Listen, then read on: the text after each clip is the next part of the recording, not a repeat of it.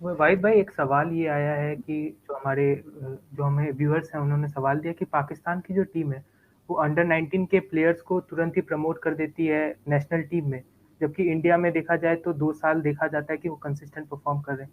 तो इसमें आपका क्या है? जैसे अब्दुल्ला शफीक चले गए, हैदर अली भी बहुत जल्दी टीम में आए हैं, तो आपको क्या लगता है ये मोहम्मद हसनैन? अब यार हमारे वहाँ जो पाकिस्तान देखें, पाकिस्तान क्रिकेट का जो सबसे बड़ा अलमिया है वो ये है कि टैलेंट वाइज हमेशा लड़के अच्छे आए हैं। उसकी वजह ये है, बड़ी सिंपल है कि cricket is the top sports, in fact the only sports in Pakistan which is followed by everyone. ठीक है, ठीक है, आप हॉकी ले लें, स्क्वॉश ले लें, फुटबॉल ले लें, सारे स्पोर्ट्स मतलब ऐसे हैं जो कि don't even come near to cricket nowadays. मैं आजकल की बात कर रहा हूँ, मॉडर्न डे में अब सिर्फ क्रिकेट ही क्रिकेट रह गया। तो बहुत लड़के बच्चे तो हर साल तुम समझ लो कि एक पूरी खेप आती है नए बच्चों की जो क्रिकेट में आना चाहते हैं, वो टू मेक इट बिग। अलमिया ये है कि हमारे वहाँ हमने आज तक जो है इतने सालों के बाद भी कोई सिस्टम नहीं बनाया अब तक इस टैलेंट को प्रॉपर तरीके से ग्रूम करने का, चैनलाइज करने का। That's a big issue. और मैं समझता हूँ कि मैं ये पहले भी कह चुका हूँ, मैं बार बार ये चीज़ कहता हूँ कि जो इंडिया ने अपना सिस्टम बनाया, बीसीसीआई ने अपना सिस्टम बनाया, तरीक़ेकार निकाला है, जिससे गंगुली ने एक इंटरव्यू में कहा, मैंने सुना है, अग्री टोटली 100% में तुम, ही सेड कि अगर मेरी मर्जी होती तो मैं 2 से 3 साल से पहले किसी प्लेयर को इंडियन टीम में नहीं डालता, उसको पहले मैं 2 से 3 साल डोमेस्टिक में खिलाता, डोमेस्टिक क्रिकेट खेलने देता।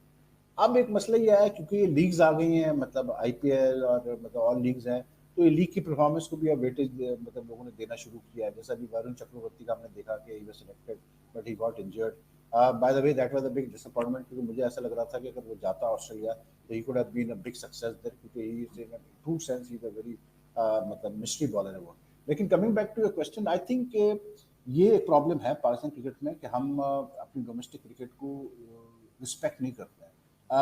वी मतलब जब आपका सेलेक्टर, आपका कोच, आपका क्रिकेट बोर्ड ही नहीं सीरियसली लेगा डोमेस्टिक क्रिकेट की परफॉर्मेंसेस को, तो फिर आप मतलब कैसे रिवॉर्ड करोगे उन प्लेयर्स को? सीधी सी बात है। आपके सामने ताबिश खान की मिसाल है, 500 से ऊपर उसकी विकटें हैं, लेकिन आज तक उसको भी चांस नहीं मिला पाकिस्तान से खेलने का, because we don't respect domestic cricket. हम 100 बहाने निकालते हैं कि जी वो ऐसा था, वो पिच खराब थी, वो फलाना था, ढिमकाना था। फिर दूसरा एक कल्चर हमारे पास है क्रिकेट में, अनफॉर्चुनेटली ये आया, यू से फॉर्चुनेटली अनफॉर्चुनेटली, ये कल्चर स्टार्ट हुआ इमरान के टाइम पे, बल्कि उससे पहले, क्योंकि when if you just brief history, कि आपको याद होगा जब मुश्ताक मोहम्मद कप्तान था 70, this was I think 79 against Australia, ये हार के आए थे वहाँ से, मतलब इंडिया से बुरी तरह से पाकिस्तान, तो he was coach, sorry he was coach, Mushtaq was coach in that series. तो they had picked the off spinner Ilyas Khan, who was very good in domestic cricket, और वो स्क्वाड में भी आ गया, वो होटल भी शिफ्ट हो गया, उसको नाम भी उसके स्क्वाड में था, सब कुछ था, और वो एक्सपेक्टेड था कि वो खेलेगा पहला टेस्ट ऑस्ट्रेलिया के खिलाफ। किसी बंदे ने बात की होगी किसी एक ऑफ स्पिनर की कि यार ये लड़का बड़ा अच्छा है, और ये मतलब इतना एक्सपोजर नहीं मिला था उस बच्चे को, मैं तौसीफ अहमद की बात कर रहा हूँ। वो उसको नेशनल स्टेडियम पे लेके आया नेक्स्ट में पाकिस्तान टीम के, क्योंकि उसकी दोस्ती थी मुश्ताक अहमद से। उसने कहा मुश्ताक भाई इस बच्चे को देखो। मुश्ताक भाई ने देखा, तौसीफ अहमद को बड़ा पसंद आया मुश्ताक भाई को कि यार ये तो बड़ा अच्छा प्लेयर है। वो बच्चा जो है वो अगले दिन टेस्ट मैच खेल गया इलियास खान की जगह। अब ठीक है, मतलब he was a good bowler, no doubt about it, Tauseef went on to play a lot more matches for Pakistan. लेकिन अगर आप थोड़ा सा बैठ के इसको सोचें कि यार उस बेचारे इलियास खान का क्या कसूर था, मतलब क्या उसने डोमेस्टिक में परफॉर्म नहीं किया था, क्या वो डिजर्व नहीं करता था एक चांस? तो आई थिंक ये, I personally you ask me, I think कि नहीं, ये नहीं होना चाहिए सिस्टम कि आप एकदम से, जैसे अब्दुल्ला शफीक वाली जो कहानी स्टार्ट हुई है कि एकदम से उठाया आपने उसको टीम में डाल दिया। एक ओपनर था हमारा नईमुद्दीन करके, left handed opener, used to play for Sui northern gas Misbah वाली टीम। सबको पता है कि वो बहुत अच्छा ओपनर था, उसको खेलना चाहिए था पाकिस्तान से, वो नहीं खेला, ठीक है। अब्दुल्ला शफीक एकदम से पाकिस्तान टीम में आ गया। तो ये प्रॉब्लम्स है पाकिस्तान क्रिकेट में, and that is why Dayal we don't perform consistently, क्योंकि ये चीजें ऐसी होती है कि कभी चल जाएंगी, कभी नहीं चलेंगी, कभी चल जाएंगी, कभी नहीं चलेगी। मैं कहता हूं कि आप अगर एक प्लेयर को नेशनल टीम में ला रहे हो, दो चीजें याद रखो, national team is not the place for a player to learn about cricket, he has to come in readymade, मतलब उसका टेम्प। दूसरा, आप हमेशा डोमेस्टिक में बच्चे को खिलाओ 2 साल, और उसका टेम्परामेंट चेक करो कि ये डिफरेंट सिचुएशंस में डिफरेंट पिचेस पे कैसे एडजस्ट करेगा। Does he have the temperament to play cricket for a long time, will he stay in the team for a long time, ये सब आप चेक कर सकते हो डोमेस्टिक में, फर्स्ट क्लास में। खिलाओ उसको 5 मैच, आपको पता चल जाएगा कितना वो पानी में प्लेयर। तो आई पर्सनली, मुझसे अगर आप पूछे तो मैं तो कहता हूँ भाई किसी प्लेयर को, चाहे वो डॉन ब्रैडमैन हो, मैं कहता हूँ, लेकिन आप उसको पहले 2 साल खिलाओ डोमेस्टिक, फिर लेके आओ। एक उसकी वजह ये कि वो जो डोमेस्टिक में परफॉर्म कर रहे हैं ऑलरेडी लड़के, उनके साथ ज्यादती ना हो, they deserve the chance first, जो उससे पहले खेलता आ रहा है। दूसरा, जब आप 2 साल बाद खिला के लाओगे तो आपको यकीन होगा कि यार ये लड़का जो है ये आके एडजस्ट करेगा इंटरनेशनल में और ये हमें डिलीवर करके देगा। अभी आप अब्दुल्ला शफीक को लेके तो गए न्यूजीलैंड में, ही इज अ गुड प्लेयर, ठीक है, अच्छा प्लेयर होगा, सब होगा, लेकिन टेम्परामेंट और प्लेयर, टेम्परामेंट और टेक्निक दो डिफरेंट चीजें हैं। Abdullah Shafiq might be a very good player technique wise, but is he a good player temperamentally? Is he a good player mentally? क्या वो उसमें वो टेम्परामेंट है कि वो इंटरनेशनल क्रिकेट में जाके एडजस्ट करेगा और विन बैलेंस करेगा, या हमें भी पता चल जाएगा। लेकिन आई थिंक कि जो आपका सवाल है Dayal, I totally agree with you कि ये गलत सिस्टम है, ये नहीं होना चाहिए। अंडर 19 से उठा के सीधा आप सीनियर टीम में डाल रहे हो, नहीं, ये पिछले 2 साल में बहुत हो रहा है पाकिस्तान टीम में और ये गलत हो रहा है। क्योंकि अगर आप हारिस रऊफ को डाल रहे हो, आप अब्दुल्ला शफीक को डाल रहे हो, तो आप सफर किसको करवा रहे हो? आप ताबिश खान को सफर करवा रहे हो, आप सफर किसको करवा रहे हो? आप और प्लेयर्स को सफर करवा रहे हो जो उस्मान सलाउद्दीन वगैरह टाइप के। ये गलत है, क्योंकि भाई फिर आप डोमेस्टिक क्रिकेट करा क्यों रहे हो? मेरा सवाल ये है कि अगर आपने उन डोमेस्टिक परफॉर्मर्स को हु टॉयल हार्ड एवरी मतलब ईयर, अगर उनकी परफॉर्मेंस को रिस्पेक्ट नहीं देनी, एक्नॉलेज नहीं करना, तो फिर मत कराओ ना डोमेस्टिक। फिर पूरे मुल्क में जाओ, अंडर 19 क्रिकेट देखो, जो आपको नजर आ जाए अच्छा लड़का, आप बोलो यार ये लड़का बड़ा मुझे फैसिनेट करता है, चलो जी पाकिस्तान टीम में डाल दो, खत्म हो गई बात। Why do you need a system there? तो I think that is the reason why Pakistan has not been the number 1 side in the world. I mean overall मैं अगर सारे फॉर्मेट्स की बात करूं, that is why despite being a good side, despite जैसे हम मतलब we come up with this one good performance after few year, champions trophy जीत गए, T20 वर्ल्ड कप जीत गया, कोई अच्छी सीरीज जीत गया टेस्ट की, इंग्लैंड को 3-0 मार दिया, लेकिन वो कंसिस्टेंसी चाहिए boss to be a world champion side. मतलब what I have seen is कि इन क्रिकेट आपका एक बेंचमार्क जो सेट हुआ है ना, वो सेट हुआ है क्लाइव लॉयड, जो डॉन ब्रैडमैन की साइड थी 48 की, जो कि कभी नहीं हारी।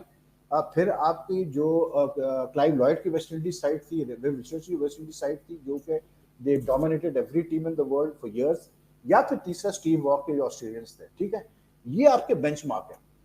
अब अगर आपको टॉप टीम बनना है, इनकी तरह बनना है, इनविंसिबल्स बनना है, तो फिर आपको फिर अपना system, you have to respect your domestic cricket, जो कि अभी पाकिस्तान क्रिकेट में नहीं है, which is a pity and which is why we are not consistently we are able to do well. हम एक चीज अच्छा करते हैं, दूसरी चीज में बुरा करते हैं। अंडर 19 प्लेयर का मैं ये कहता हूँ दयाल के, देखो ना, एक अंडर 19 प्लेयर बहुत अच्छा होगा, नो डाउट, और बड़े अच्छे अंडर 19 प्लेयर मिले पाकिस्तान को, लेकिन इसी गोइंग एनीवेयर मैं ये पूछता हूँ, क्या वो कहीं जा रहा है? मतलब क्या वो कहीं भाग जाएगा?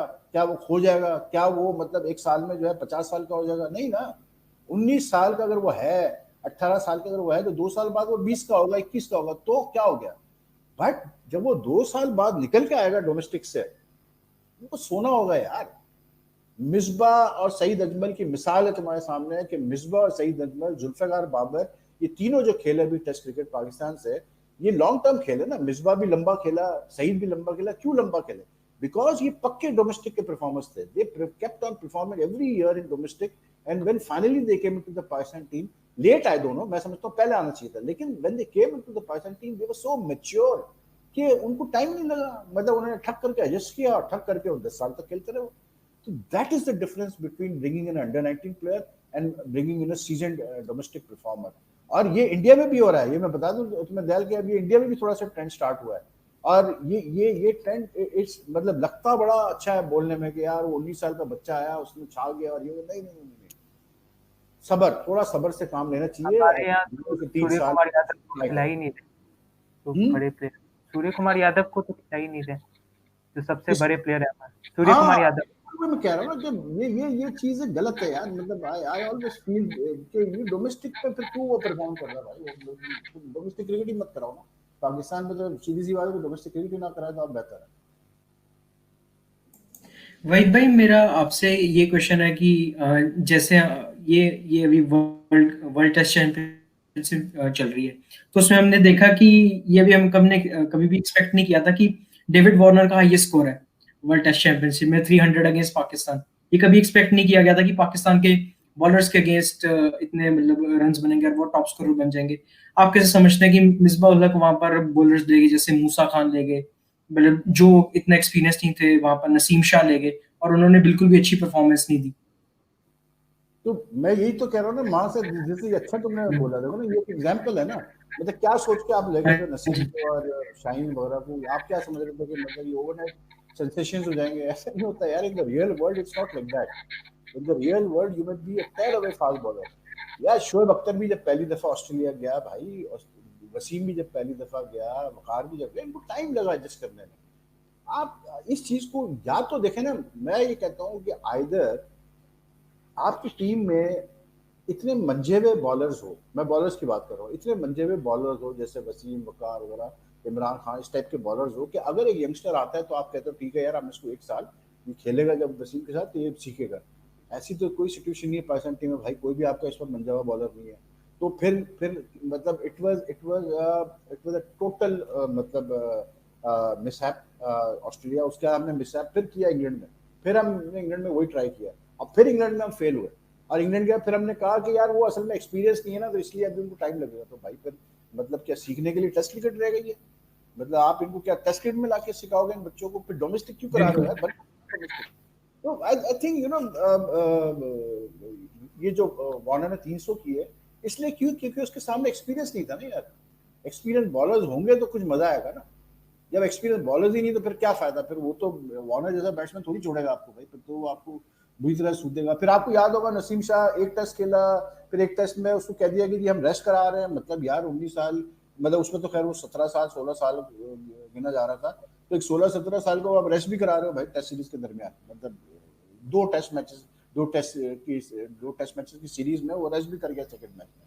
तो आई मीन बहरहाल यार, वाहिद समटाइम्स भाई, T20 साइड की बात करूँ, जो मोहम्मद हफीज हैं, आपके शोएब मलिक हैं और सरफराज खान है, तो ये देखा जाए तो इंग्लैंड के पास सबसे एक्सपीरियंस प्लेयर होंगे मिडिल ऑर्डर में, क्योंकि इंडिया के पास भी इतना एक्सपीरियंस नहीं है मिडिल ऑर्डर में।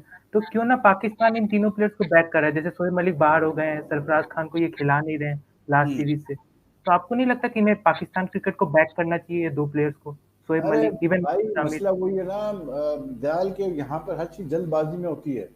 यहाँ पर कोई थॉट नहीं दिया जाता प्रोसेस को, देयर इज नो मतलब there is no method to even the madness. सीधी सी बात मैं कर रहा हूँ, जो मैडनेस होती है उसका भी कोई मेथड नहीं है। बात ये, मेरा यही सवाल होता है, मैं हमेशा यही सवाल करता हूँ कि भाई अगर आप समझते हो शोएब मलिक और हफीज इस काबिल है कि वो एक साल आपको और दे सकते हैं, वर्ल्ड कप तक खेल सकते हैं, उनका एक्सपीरियंस है, सब कुछ है, तो भाई क्या बुराई है उनको खिलाने में? आप उनको खिलाओ वर्ल्ड कप तक, ठीक है, उसके बाद फिर आप बेशक यंग प्लेयर्स को खिलाओ। मतलब मुझे ये समझ में आता है कि यंग प्लेयर्स हम करते हैं, जल्दी क्या होती है यंग प्लेयर्स को खिलाने की? मतलब क्या उनका टैलेंट खत्म हो जाएगा? क्या वो कहीं गायब हो जाएंगे? क्या कहीं पर वो पर डिसअपियर हो जाएंगे? ऐसा कुछ नहीं है।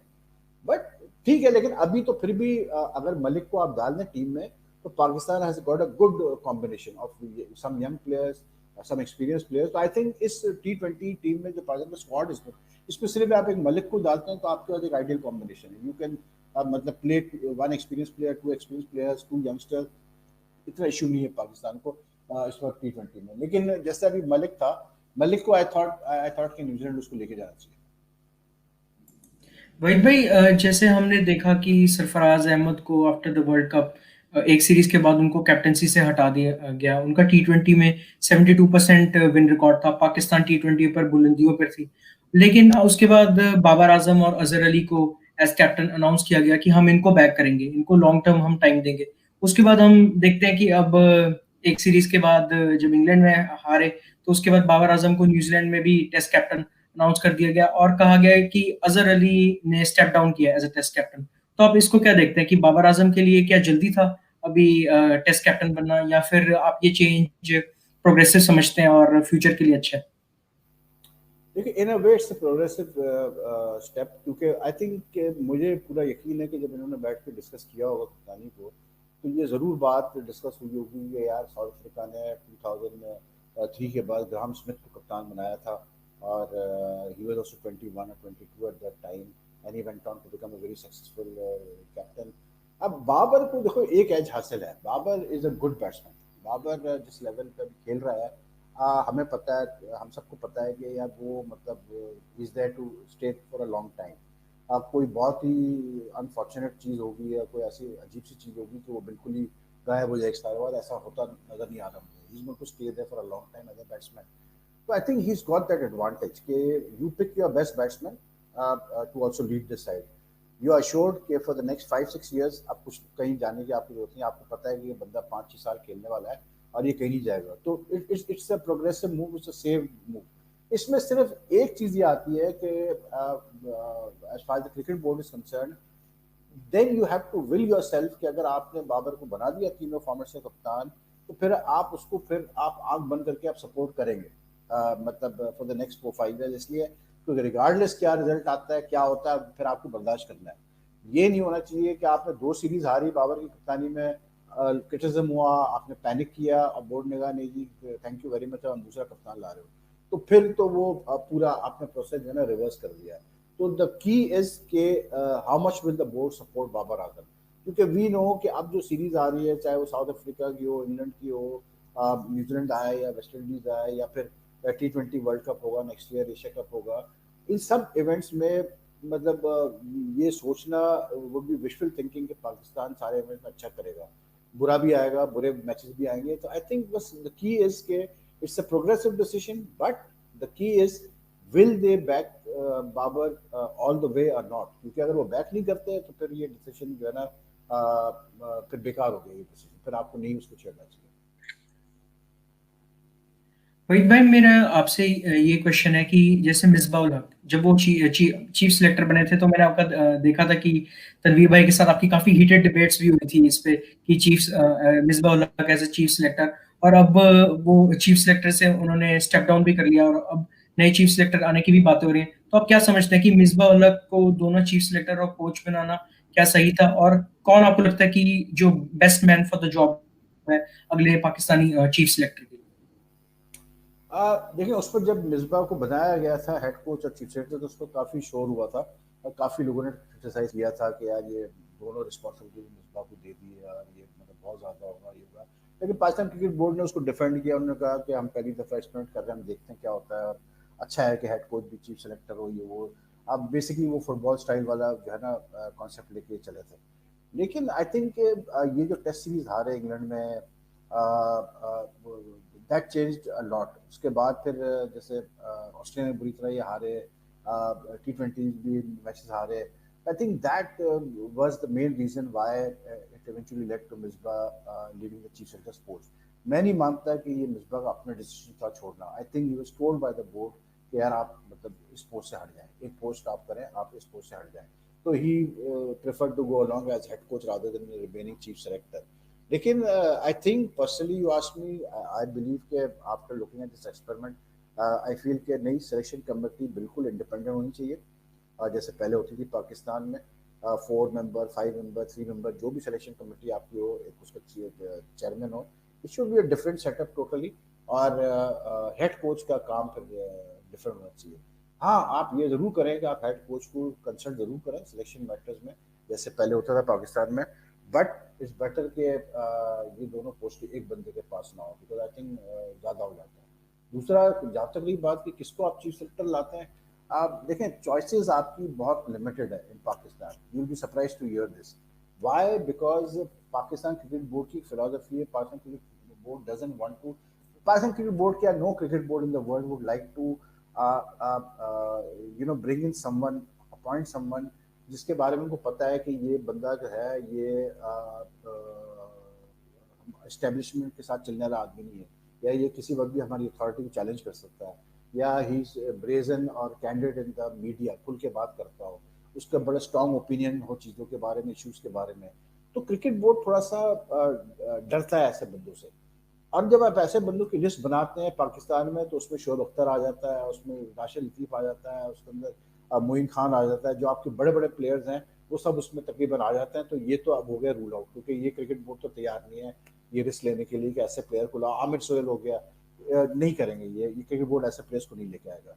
अब cricket board basically goes to the safe option कि ऐसे बंदे को लाओ जो थोड़ा सा लो प्रोफाइल हो, जो ज़्यादा ना बोलता हो मीडिया में, कंट्रोवर्शियल ना हो, जो कंट्रोवर्शियल बातें ना करता हो, जो अपने ओपिनियंस स्ट्रांगली एक्सप्रेस ना करता हूँ मीडिया में, जो हमारी सुन लेगा। तो जब इस लिस्ट पे आप आते हैं तो वो बड़ी एक लिमिटेड लिस्ट है यहाँ पर पाकिस्तान में। उसमें इस वक्त जैसे बात चल रही है मोहम्मद अकरम की, मोहम्मद वसीम की, यूसुफ वगैरह की, तो आई थिंक मुझे जो लग रहा है कि मोहम्मद अकरम होगा eight the end of the day, क्योंकि इनिशियली मोहम्मद अकरम ने शायद उनको बोला था कि मुझे इस सिस्टम में काम नहीं करना जो जो ये करंट सिस्टम है सिलेक्शन कमेटी का, कि जो हेड कोचेज होते हैं प्रोफेशनल टीम्स के वो साथ होता है वही सिलेक्टर्स होते हैं चीफ सेलेक्टर के साथ। He wanted the whole system के इंडिपेंडेंट सिलेक्शन कमेटी हो, लेकिन आई थिंक बोर्ड ने तकरीबन उसको कन्विंस कर लिया है। तो मुझे लग रहा है कि मोहम्मद अकरम ही होगा, क्योंकि मोहम्मद वसीम की जो बात चल रही है, मोहम्मद वसीम ऑलरेडी कोच है एक टीम का, प्रोविंशियल टीम का, तो वो तो फिर मतलब बेसिकली उसका तो इशू नहीं है, उसको आप चीफ सेलेक्टर बनाए। But I think it will most probably Mohammad Akram. I would be surprise if अगर ये किसी और को अपॉइंट कर देते। यूसुफ का जो नाम आया था, I thought Yusuf was a good bat, लेकिन यूसुफ का ओके। क्योंकि ऑलरेडी वो बैटिंग कोच है नेशनल हाई परफॉर्मेंस सेंटर में, तो आई डोंट नो कि वेदर ये उसकी तरफ जाएंगे नहीं जाएंगे। तो मैंने सुना है कि यूसुफ तो नहीं है, यूसुफ को तो लॉक कर दिया। तो most of should be Mohammad Akram मान से, आई थिंक।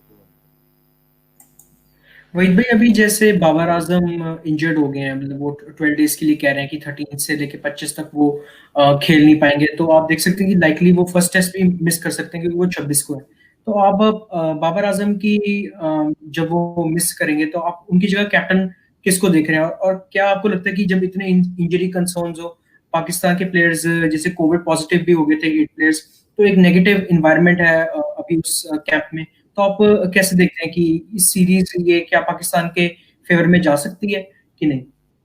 देखिए बाबर का जो हमें तो नहीं पता क्या फैक्चुअल पोजीशन है वहां से जो, लेकिन वहां से जो उन्होंने बोला है कि 12 दिन का रेस्ट है ये, तो फिर तो लग रहा है कि वो फर्स्ट टेस्ट नहीं खेल पाएगा।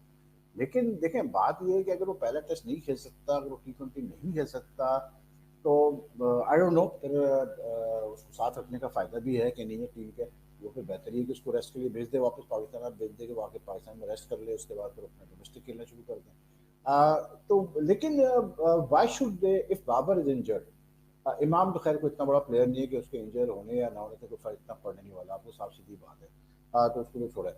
लेकिन बाबर जो है, बाबर का what I don't understand is के बड़ा बैट्समैन है, मेन बैट्समैन है, सब कुछ है, लेकिन ये सोचना कि इसकी वजह से नेगेटिविटी फैलेगी पाकिस्तान टीम में, क्यों फैले नेगेटिविटी?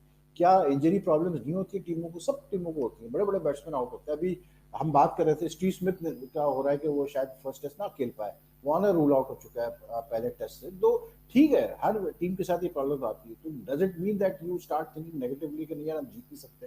नहीं, आई think Pakistan can win and Pakistan has a good enough side. Only thing is के वही वाली बात आती है मान से कि आप basically you know you are playing game of chess. आपको पता होना चाहिए कि किस आपने अपने उसको शतरंज के उस पर कहाँ रखना है, आपने किसको कहाँ इस्तेमाल करना है।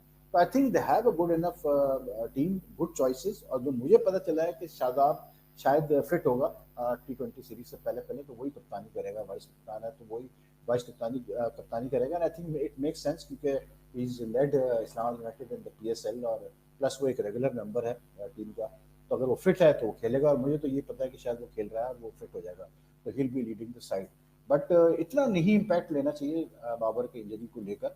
अगर ये बात की जाए कि जी वो बाबर इंजर्ड था तो इस वजह से हम हार गए, या हम 14 दिन क्वारंटाइन में रहे इसलिए हम हार गए, तो me that is lame excuse at all. अब बहरहाल मेजबान ने तो बोला है कि हम एक्सक्यूज नहीं कर बनाएंगे इस चीज़ को, लेकिन let's see. But I think Pakistan has a good enough squad. सीधी सी बात है, मानसा इनके चॉइसेस तो बहुत है, इनके पास चॉइसेस इनके अच्छे हैं, और ये एक अच्छा कॉम्बिनेशन उतार सकते हैं, मतलब कैसे बोलते हैं फील्ड में। अगर आप बाबर को भी ना भी हो बाबर, फिर भी फर्क नहीं पड़ना चाहिए। ओके। वहीद भाई, आप बाबर आजम वर्सेस विराट कोहली का कंपैरिजन कैसे देखते हैं?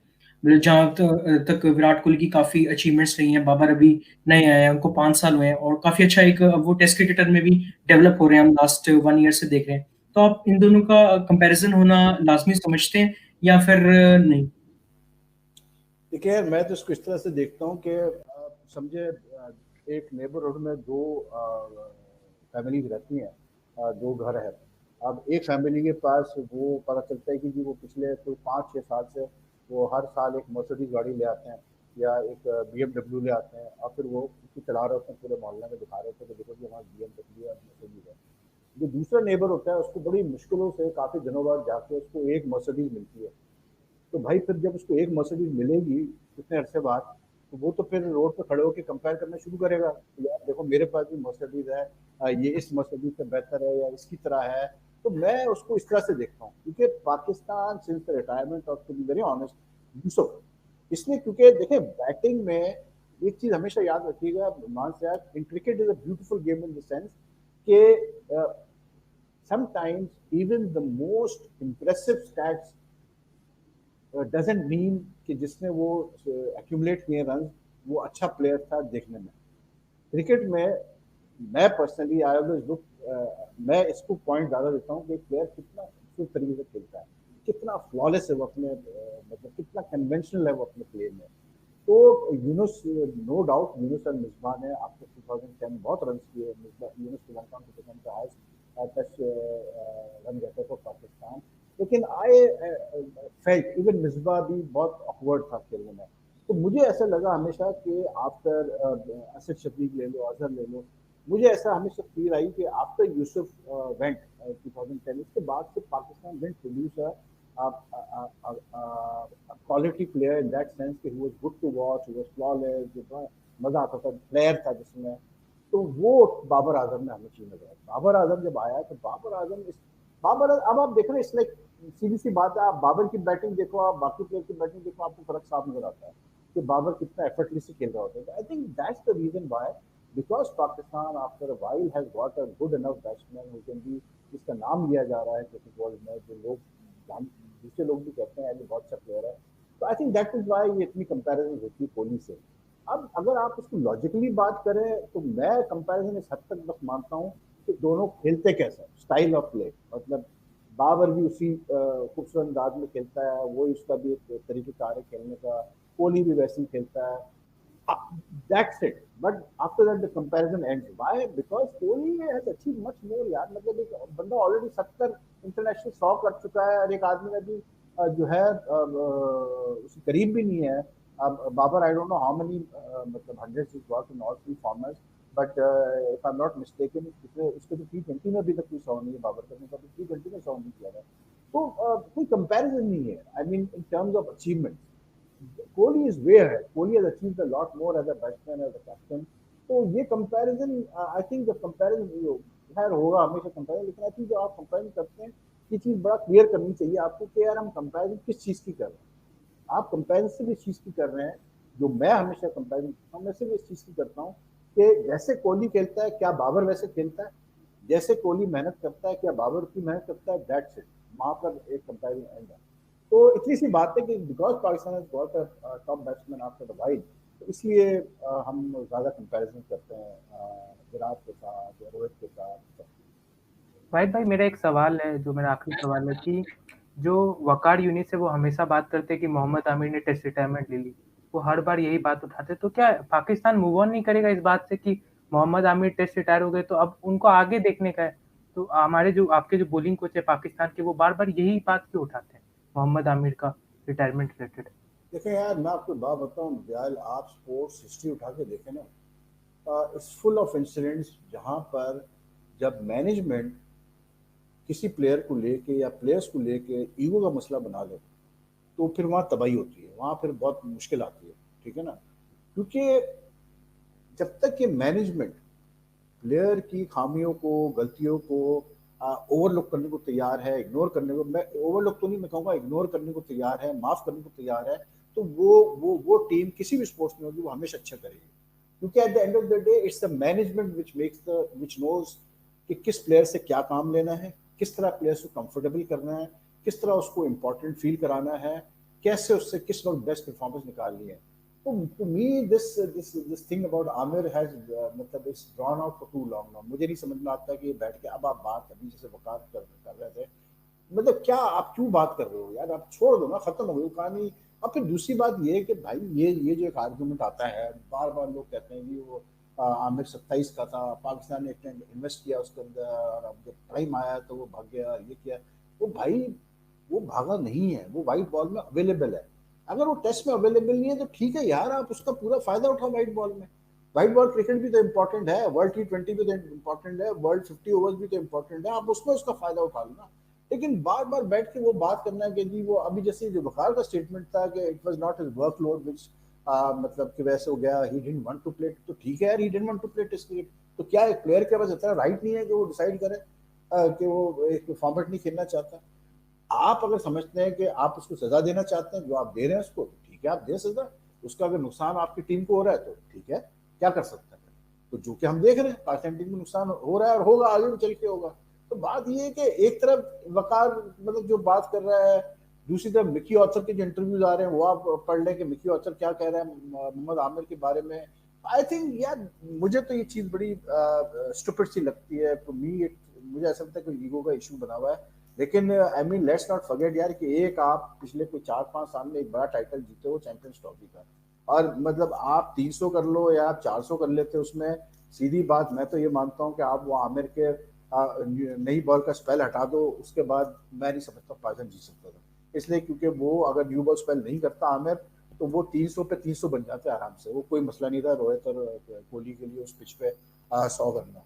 तो I think it was a incredible spell from Amir, he was the key to that victory.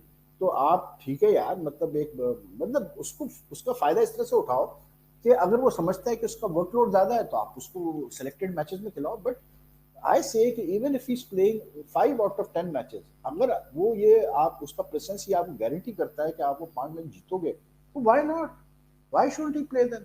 ये कि जी वो टेस्ट सीरीज उसने ऐसे छोड़ा, उसने वैसे छोड़ा, उसने फलाना छोड़ा, यार अब पुरानी बात हो गई, 1 साल गुजर गया भाई, मूव ऑन। मतलब अब वो नहीं खेल रहा टेस्ट सीरीज, खत्म हुई कहानी, अब कुछ नहीं रहा उस कहानी में।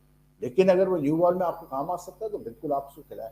यार देखें, कोहली जैसा बंदा अगर आमिर की तारीफ कर रहा है आज से 3 साल पहले या 4 साल पहले, तो भाई वो कोई पागल नहीं है यार जो कह रहा है कि he is the most difficult bowler I face, या उसको वो बैट दे रहा है अपना एज अप्रिसिएशन।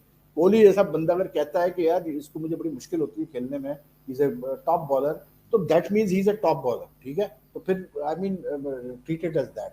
तो आई थिंक थोड़ा सा पाकिस्तान टीम मैनेजमेंट को, चाहे वो मिसबा हो, चाहे वकार हो, चाहे कोई भी हो, उनको ठीक है, आमिर ने भी I think the way Aamir handled the issue was wrong. अब मैं समझता हूँ कि एक बंदे ने बहुत अच्छा लिखा, उसने कहा कि भाई अगर आमिर छोड़ना भी चाह रहा था टेस्ट क्रिकेट, उसमें कोई बुराई नहीं थी, लेकिन the best he could have done, the least he could have done was to have inform the Pakistan cricket board कि यार मैं अब थक गया हूँ, मैं टेस्ट क्रिकेट नहीं खेल सकता, लेकिन मैं आपको 1 साल का टाइम दे रहा हूँ, 6 महीने का टाइम है, 6 महीने तक मैं अवेलेबल हूँ टेस्ट क्रिकेट में, 6 महीने में कोई आप रिप्लेसमेंट तैयार कर लें, 6 महीने बाद मैं सिर्फ व्हाइट बॉल खेलूंगा। तो I think that could have been very good for him कि एक तरीके से एक बंदा मतलब छोड़ के जा रहा है। जिस तरीके से उसने किया वो गलत था, अब्रप्टली वो ठीक है, वो कहता है मैंने मिकी ऑथर को बताया ये क्या हो गया, वो मिकी ऑथर एक अलग चीज है, पाकिस्तान क्रिकेट बोर्ड एक अलग चीज है। He should have inform the Pakistan cricket board और directly he should have spoken to the Pakistan cricket board. अब जैसे वहाब ने टेस्ट जब कहा कि मैं रेड बॉल क्रिकेट और नहीं खेलूंगा, तो उसने जाके बात की बकायदा पाकिस्तान क्रिकेट बोर्ड में, उसने उनको बताया रीजंस कि मैं इसलिए नहीं खेलना चाह रहा रेड बॉल, तो वो उसका इतना इशू नहीं बना। लेकिन आमिर का थोड़ा सा मुझे लगता है कि आमिर से गलती होगी कि उसको तरीकेकार बेहतर अपनाना चाहिए था before leaving test cricket. Waheed भाई, आप फिक्सिंग के बारे में क्या सोचते हैं? मतलब हमने देखा है कि जैसे इंडिया में एक अलग मापदंड है कि फिक्सिंग के जो प्लेयर्स जो फिक्सिंग करते हैं उनका कमबैक नहीं होता, लेकिन पाकिस्तान में हमने देखा कि जिस भी प्लेयर ने फिक्सिंग किया उसका ऑलमोस्ट सिस्टम में कमबैक हो जाता है, वो कंट्री को भी रिप्रेजेंट कर देता है। तो आप इस सिनेरियो को कैसे देखते हैं? यार ऐसा तो नहीं है यार, मान से यार अजहरुद्दीन तो प्रेसिडेंट बन गया हैदराबाद क्रिकेट एसोसिएशन का, तो ऐसा नहीं है। देखिए मैं the way I look at it is very simple कि मतलब corruption fixing is a reality in every sports, not only in cricket, ये हर स्पोर्ट्स में हो रहा है, कोई ऐसी चीज़ नहीं है। क्योंकि वो कहते हैं ना कि जहाँ मतलब पैसा होगा वहाँ करप्शन होगी, ठीक है, वहाँ गंदे लोग भी होंगे, तो ये तो होता है। अब मसला ये है कि आई फील कि the way around it is very simple, because it's not a matter of life and death, तो it's a very simple thing कि अगर एक आदमी गिल्टी पाया जाता है, उसने अपनी सजा पूरी कर ली है, तो ठीक है यार, आप उसको एक सेकंड चांस दो, उसमें कोई बुराई नहीं। I don't think there is anything wrong in giving a person a second chance, क्योंकि आप मतलब एक आदमी को कितना आप सजा दोगे, मतलब to be honest. And you can't treat cricket as totally different from what's happening in society, ये ध्यान में रखिएगा। मान cricket is sports is part of your society, मतलब जो आपकी जो फैब्रिक होता है आपके कल्चर का, आपकी सोसाइटी का, वो रिफ्लेक्ट करता है हर चीज में, वो क्रिकेट में भी रिफ्लेक्ट करता है। तो अगर आप दूसरी फील्ड में जाते हैं, मैं एक जनरल बात कर रहा हूँ कि अगर दूसरी फील्ड में प्रोफेशन में अगर करप्शन हो सकती है, तो वहां माफी हो सकती है, सब कुछ होता है, तो why not in cricket? Cricket wise cricket different है। तो आई थिंक कि बिल्कुल माफी होनी चाहिए। To me is very straightforward कि एक प्लेयर ने अपनी सजा पूरी कर ली, वो गिल्टी पाया गया, उसकी सजा पूरी कर ली, उसको बिल्कुल मौका दो कि वो वापस आ सके। रही बात कि स्टिग्मा अटैच्ड है और ये अटैच्ड है, यार ये सारी हमारी ये जो ना जहन में ये चीजें होती हैं। आई डोंट थिंक सो। अब मतलब जिसको जो प्लेयर जरूरी होता है खेलना, जिसको आपने खिलाना होता है, उसके लिए कोई स्टिग्मा नहीं होता है। आमिर वापस आए, कोई स्टिग्मा नहीं था। आसिफ और सलमान बट के लिए स्टिग्मा हो गया कि जी इनको हम खिलाएंगे तो स्टिग्मा हो जाएगा बहुत बड़ा। इनके साथ स्टिग्मा अटैच्ड है, मतलब स्पॉट फिक्सिंग का, तो भाई वो तो फिर आमिर के साथ भी था, वो भी इन्वॉल्व था। तो ये भी ये गलत है कि आप पिक एंड चूज करें कि किस प्लेयर को अलाउ करना है, किस प्लेयर को अलाउ नहीं करना है। कोई प्लेयर अगर आ जाता है तो उसको आप खेलने नहीं देते फिर। I think that's wrong. To me it's very simple, it should be straightforward कि अगर एक प्लेयर ने गलत किया है, गिल्टी है, वो पकड़ा गया है, उसको आप सजा दो। लेकिन जब अपनी सजा पूरी कर ले, उसको आप बिल्कुल चांस दो, सेकंड चांस उसको बिल्कुल दो। इसलिए क्योंकि there is no law which says कि नहीं, इफ अ पर्सन हैज से कोई क्राइम हुआ है, उससे कोई गलती हुई है, तो वो फिर से कोशिश नहीं कर सकता वापस नॉर्मल स्ट्रीम में आने की।